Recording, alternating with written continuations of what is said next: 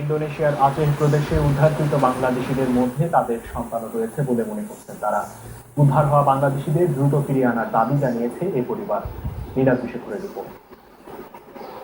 আমি আল্লাহর কাছে এরকম করে আচমকাতে ভিক্ষা চেয়ে বললাম, আল্লাহ তোমার ছেলেকে ফিরে দাও, তার জানটা ভিক্ষা দাও, আমি সঙ্গে সঙ্গে আসলে আমি ওকে নিয়ে অন্য করতে যাবো। এইভাবে আমি তার কাছে আল্লাহর কাছে ভিক্ষা চেয়েছি এবং আল্লাহর উপর আমার অগাধ বিশ্বাস যে আল্লাহ পাক আমার সন্তান ফিরে দিবে। কারণ যে মা একটা দোয়া করে তাকে আল্লাহর কাছে সুখে কিছু আল্লাহ নিশ্চয়ই তাকে কোনোদিন আমার কাছ থেকে কেড়ে নিতে পারেন, এইটুকু বিশ্বাস আমার ছিল।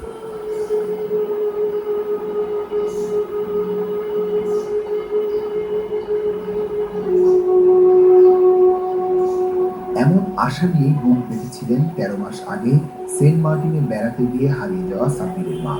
সময় গড়িয়েছে অনেক, ছেলের খোঁজে কোস্টগার্ড, স্থানীয় প্রশাসনের যোগাযোগ, কিছুতেই কোনো ফল হয়নি।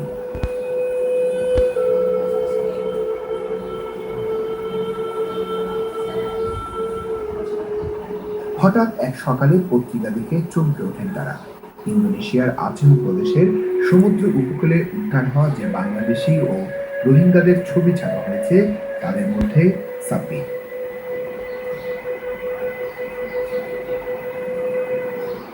নির্যাতন, নিপীড়ন, অবহেলায় চেহারা অনেকটাই বিকৃত হয়ে গেলেও মায়ের চোখ এড়িয়ে যেতে পারে না ছেলের মুখ। আমি তো এই দূরের থেকে দেখেও বলে দিই, বাবা আমার ছেলে এটা শুয়ে আছে, কারণ আমি তো মা তো আল্লাহর অন্যরকম জিনিস।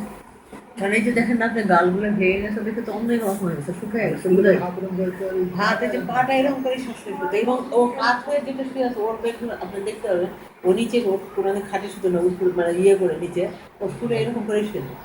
এরপর ইন্দোনেশিয়ায় বাংলাদেশ দূতাবাস সহ বিভিন্ন স্থানে যোগাযোগ করেছেন তারা, কিন্তু তেমন কোনো ইতিবাচক সাড়া পাননি এখনো। অবশ্যই পাবো, কারণ এই ছেলেই আমাদের, এই ছেলেটা 100% আমার না। আমি আল্লাহ যখন ১-১৩ মাস পরে তাকে দেখা দিয়েছে, ছেলে মরতে পারে না। এই সরকার এখন যে প্রসিডিউর দেওয়া হয়েছে, সরকার যেন এর উপরে জোর পদক্ষেপ নেয় খুঁজে বের করার জন্য। সাব্বিরের বাবা মার ধারণা, সমুদ্র সৈকত থেকে অপহরণ করা হয়েছে তাদের সন্তানকে। ইঞ্জিনিয়ারিংয়ে পড়াশোনা করা সাব্বিরের শখ ছিল ফটোগ্রাফি। সাব্বির সহ ৬ বন্ধু মিলে সেন্ট মার্টিনে বেড়াতে গিয়ে নিখোঁজ হন ২০১৪-এর ১৪ এপ্রিল। পরে সমুদ্র থেকে ৪ জনের মরদেহ উদ্ধার করা গেলেও খোঁজ মেলেনি সাব্বির ও তার বন্ধু উদয়ের।